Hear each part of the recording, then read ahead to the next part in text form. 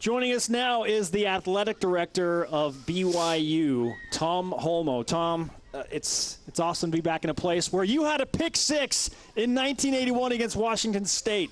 Hard to remember. That was a long time ago. But every time I come to San Diego for business or pleasure, I can't help but think about the early days of the Holiday Bowl. And we were driving up 5 today and saw the old Hilton Mission Bay, and I thought that was the biggest hotel ever in the world. Now it's this little thing compared to the Manchester Hyatt Grand. Wow. But, BYU coming down here in the olden days, it was a dream come true for a little kid thinking he could play college football. And now, all these years later, we're back.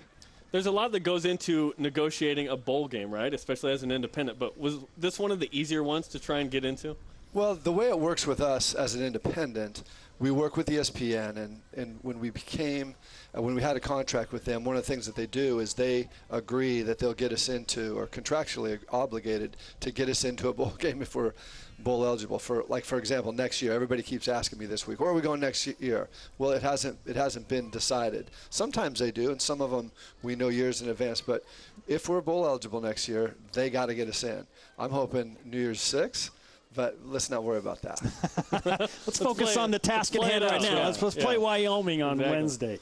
BYU has lost 3 bowl games in a row, but the last time they left the postseason victorious was in San Diego, in the Kyle Van Noy game against San Diego State. What is it about this city and BYU football that special things happen? I think it goes way back, probably to the days of the WAC. I remember playing in a game here where Mark Wilson, we were playing San Diego State on ABC national TV. I think it was the first time BYU was on national TV, and Mark Wilson threw 6 touchdown passes in the first half. Oh, it was crazy, and we jumped on them, and that was, I think that was the second year after the first Holiday Bowl. And from there, just all the Cougar Nation that lives in Southern California and that comes down for the bowl games, it just became a great relationship between San Diego and the Holiday Bowl and Poinsettia Bowl and BYU, and I just don't see that changing. Our Twitter question is this: what's your favorite BYU sports memory from San Diego? What do you have? 1980 was probably the great year, the Miracle Bowl, and I don't think I'll ever forget that. There's just so many stories. I've told of a lot of stories, a lot of firesides, and that game and all the things leading up to it and the conclusion and everything. It's just so special and iconic for BYU football that I don't think anything could really chase that down. Where were you when the Hail Mary was thrown? On the sideline. What was your angle position. Like? Yeah. I probably about the 40-yard line, looking down, looking across, then looking down. But the thing, I've talked about this so many times, but there's a whole story, books have been written about it and such, but with McMahon at the helm, you never ever gave up. And some of the things that he did and said at the end of that game, you kind of wanted the ball in his hands at that time. And so when it all happened in hindsight, you're thinking, it was poetic justice for a kid like that to finish it off like that. Incredible. We just got done talking to Johnny Linehan about him being compared to C-3PO in our Star Wars special. Jim McMahon was Han Solo. Do you feel like that was the right pick? I'm not a big Star Wars guy, but is Han Solo heroic? It's Harrison Ford. He's the coolest dude. I'd give that to Jimmy Mack. He shoots from the hip, man. Yeah, I'd give that to Jimmy Mack. What is this bowl been compared to maybe the other San Diego games? Because it is first year of Kalani Sitake, and it is kind of a different era, 2016. I think that's a good question. All the early years were Lavelle's teams, and it was one after another. It was consecutive games, and it was ironic to me how many people said, "Oh, we got to go to the Holiday Bowl again," and people were complaining that we were going too often. And that happened with Vegas a little bit too. It happened with Vegas a little bit, but there were some games I'm not going to mention because I know the executive directors that we played in where we're there thinking, man, San Diego would be really nice right about now. And but I think that the transition years are really exciting and important.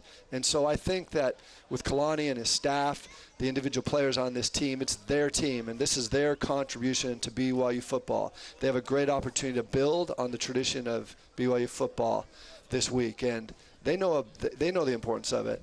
And it's going to be a great game. All of the games have been great. When you come down here, I think that's one of the things that makes the story so great, the storyline, is that no matter who's favored in the games, it always turns out to come down to the last minute of the game or last series of the game or something like that. And it might not be any different this week.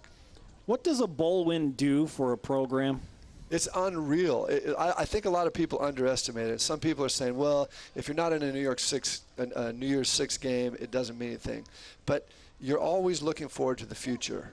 And this team wants to finish off. You got a bunch of seniors that they're not really too concerned about the future. They're concerned about their last shot at playing in a Cougar football uniform. But for the program, which is my main concern, it's important for these seniors, but it's also important for the future. And a win in a bowl game is a springboard to the next year. You go into spring ball with more confidence, and you have momentum, and that turns into your first game in next year in the fall. So a lot of good things can come out of a successful bowl trip. What are your thoughts on the 2016 season? Because it has been pretty crazy. 4 losses by a combined 8 points and a very ambitious schedule. You know, I love this season. I really do. I'm not saying it was the greatest season in Cougar history, but I think considering some of the circumstances, a transitional year with coaches, the schedule that we had, the travel that we had, some of the injuries that we had, it was great. I love the fact that some of our players overcame some incredible difficulties, that it's not the storyline. But if you're on the team, you know some of these guys just had great years. And we were really close. And for a lot of people, really close isn't close enough. But for me, it's like it was a great stride for this program, and it bodes very well for the future. BYU and Wyoming on Wednesday to close out the 2016 season. Then recently announced the opener against Portland State, which gives BYU time to work out a few kinks before that showdown in Houston against LSU. What went into lining up that game with Portland State? Well, we needed an extra game, and there is a rule in the NCAA that if you play on the road against Hawaii, that you get an extra game. So that's the 13th, and we were looking at ways in which to slot that. And since it looked like it was going to be 13 games in a row without a bye, and then we realized, oh, that's right. As part of that game, if you play on the road there, you can have they call it, the week 0 is what they call it.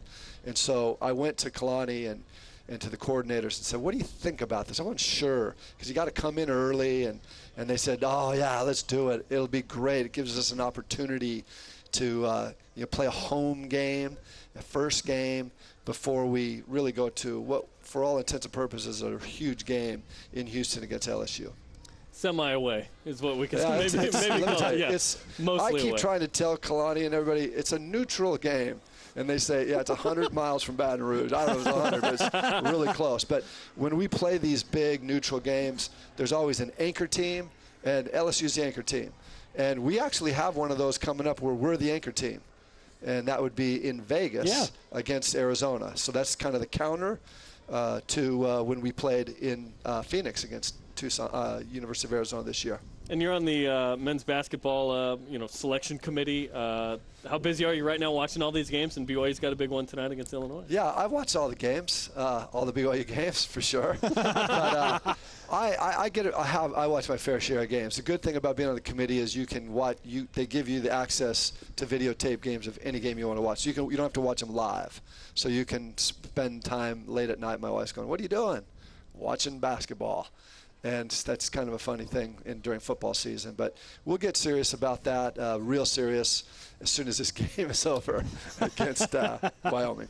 Tom, always a pleasure to talk to you, man. We appreciate you joining us as part of our Studio Embarcadero special here in San Diego. Well, I think of the 3 places we could be in Provo tonight, just at our home, and it's 14 degrees. You could be in Chicago with the basketball team. It's 0 degrees. Or you can be in San Diego. So beautiful. Cougar fans in Utah are colder climes. It's not too late to drive down and be here for another epic game in BYU football history.